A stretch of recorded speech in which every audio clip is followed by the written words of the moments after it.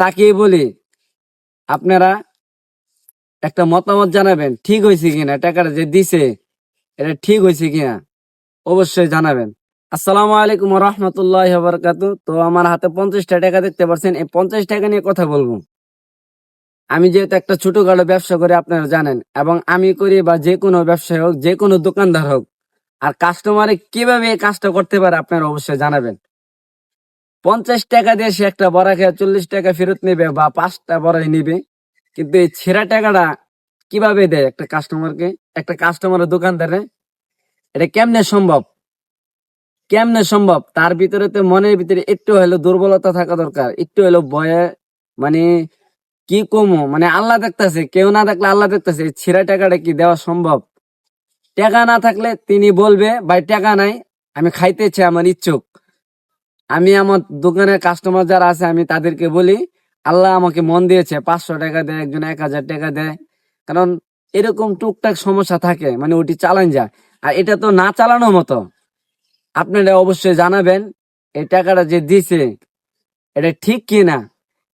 এই জন্য এই ভিডিওর মাধ্যমে সবাইকে জানাইতেছি, আপনার এই সমস্ত টাকাগুলা দোকানদারকে দিবেন না। আপনার 2 টাকা না থাকে অবশ্যই জানাবেন। অবশ্যই দোকানদার আপনাকে ফ্রিতে খাওয়াবে আশা করি। কারণ এই মানবতাটা ব্যবসায়ীদের মনের ভিতরে আছে এবং তাদের ভিতরে আছে। তো এই টাকাগুলো অবশ্যই কেউ দিবেন না, কারণ এটা ধোঁকা দিয়েছেন, প্রচুর ধোঁকা দিয়েছেন। কেউ চায় না নিজের টাকা এমনি ছিঁড়া লাগ, কেউ চায় না। এই টাকাটা মানে চলানো যাবে না, এটা কোনোভাবে চলানো সম্ভব না। এটা একবার ধোঁকা দিয়েছেন আপনারা।